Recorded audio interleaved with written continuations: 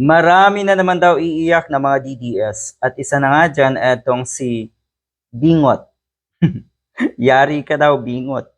Kasi isa po ito sa nag-post nga netong kuno ay health um, or medical records ni PBBM.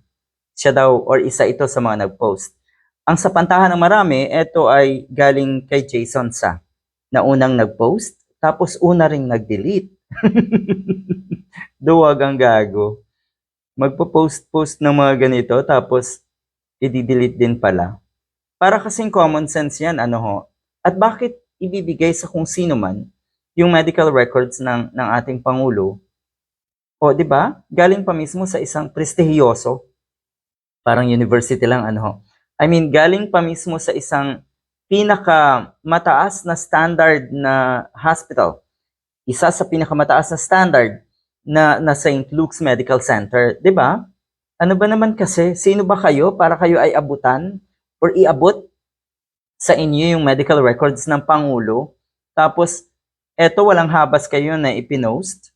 At ngayon, bukod sa post, alam naman natin kung ano ang intensyon, bakit pinopost yung mga ganitong klaseng peke na medical records. Alam nyo sa sarili nyo kung ano yung motibo nyo.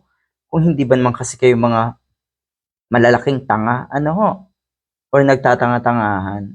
So, ayun, makukulong. May kaso ito dahil sa Data Privacy Act. Walang pahintulot ng Pangulo ng Palasyo, ng pamilya ng Pangulo na ilabas itong medical record na ito.